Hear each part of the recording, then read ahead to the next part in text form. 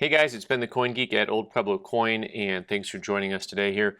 I want to say a special thank you to some of the people who have joined us on our memberships to help support us. S. Pickett, Tom, Doug, Walker Azul, Jeffrey, David, Chip. There's a bunch of you we're going to mention once in a while. Just thank you. For those of you who don't know, we make a lot of videos here and take the time to create some stuff, and we do have membership levels. There's an Abraham Lincoln icon at the end. If you want there's two levels. One's just like $4 a month. That's just like a little tip jar. Hey, thanks for the work that you guys do for educating and for entertaining. And then also for $1 more, you get a little bit of extra behind the scenes content talking about just the week that was here at the coin shop, and also occasionally some other items that you maybe get to see before everyone else in the YouTube universe gets to see. So thank you for supporting us and helping us to make some of the content that we create. Without further ado, we do have some questions and comments that came our way once in a while, like every video, which we really appreciate. Also, if you want to support us, you can always just leave comments and that type of thing. I want to talk to you today a little bit about how the market is very different than it was just a few years ago. And I want to talk to you a little bit about selling your coins, wholesale and retail, and what it all entails. I had done a video for our members only talking about a larger collection that I bid on, and the customer didn't want to sell it, which is always okay. But just the concept of what's a fair number and how does that work, and this varies quite a bit. But one of the things that I just want to talk about in general is how much, when you look at doing anything with another business or another entity, you're really just paying for their time and for labor. Right, so there are people that I know that don't have a store. They don't really have overhead. They're semi-retired, and so for them, it's a very different type of business model than for someone who has a brick and mortar store and has employees trying to handle things for them. So there's lots of different levels, and I know guys that they only do coin shows, and that's their entire business model. They actually are in the coin business, but they do the show circuit.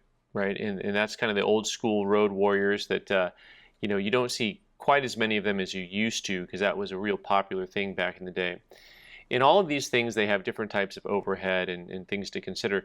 But really, at the end of the day, you're paying for labor. And so for guys who are just vest pocket dealers and they go to shows and they see a coin for $1,000 that they know that they can sell for $1,050 to somebody else and make a quick $50, they kind of have had this mentality about it, they're making $50 and the money dollar amount doesn't matter as much. The percentages don't matter at all to them. And that's going to be very different than when someone brings in a very large amount of inexpensive coins that are certified and need to be processed. And that's going to be very different than someone who brings in a huge amount of raw coins that are in old holders, and they're in Ziploc bags and they have been wrapped in aluminum foil so the aliens can't read Abraham Lincoln's mind on that penny. So there's all kinds of things that we see that affect the overall value or the purchase price of a collection.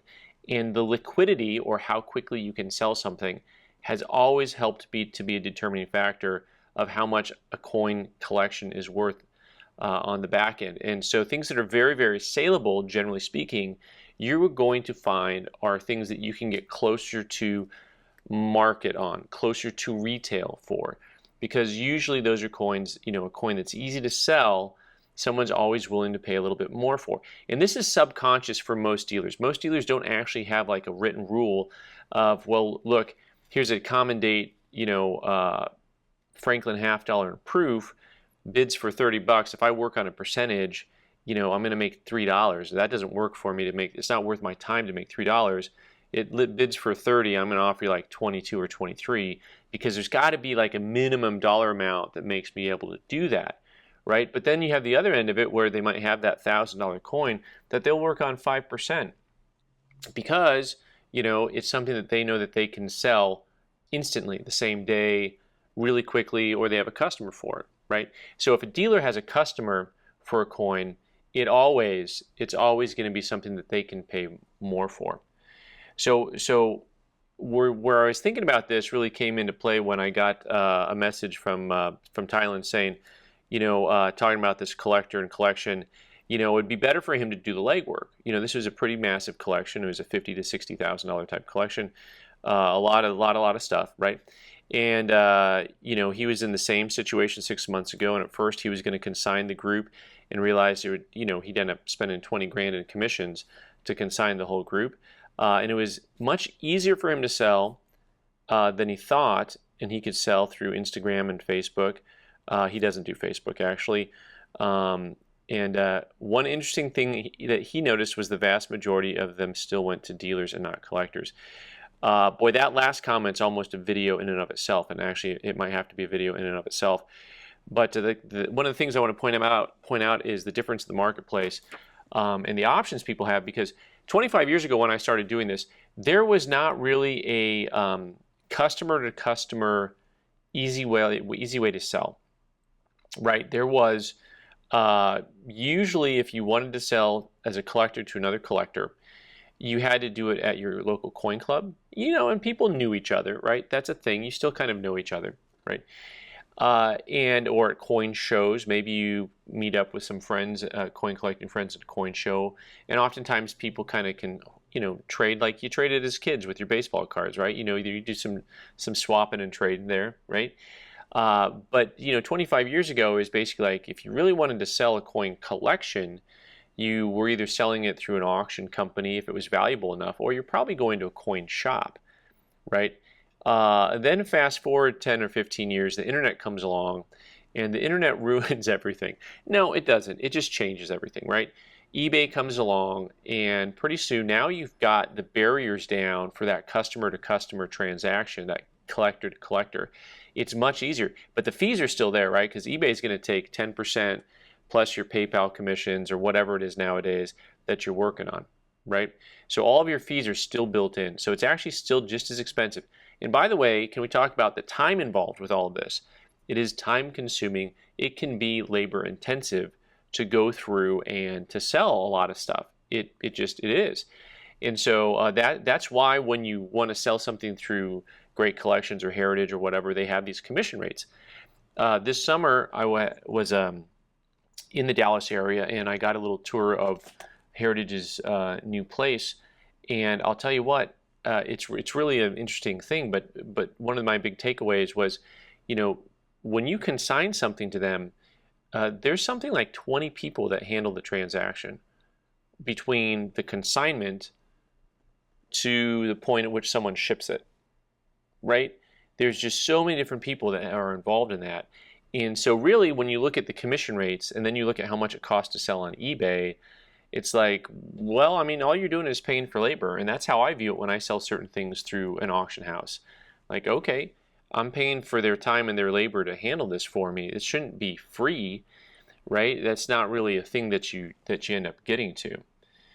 So this leads me into just the thought of, well, what do you want to do with your coin collection when you put it together? Do you have the end in mind when it comes to, okay, how saleable is my collection going to be for my family if something happens to me, right? And so you can look at it and say, okay, I love coins and collecting, and so I've got a lot of these $20 or $30 slabs. Just realize at the end of the day that that stuff is a lot harder for them to sell near the retail price, right?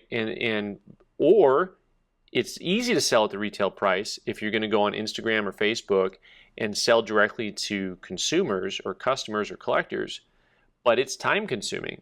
And for the average person who's inheriting your coin collection, they don't want to spend 100 hours to move product, because that's not what they want to do. And just think about that for a minute.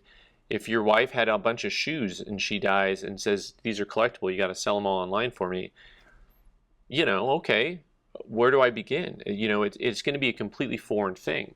Now for the collectors, and this is where the market's really different, for the collectors, now if you can meet other collectors online in places that don't have selling fees per se, there's risk involved.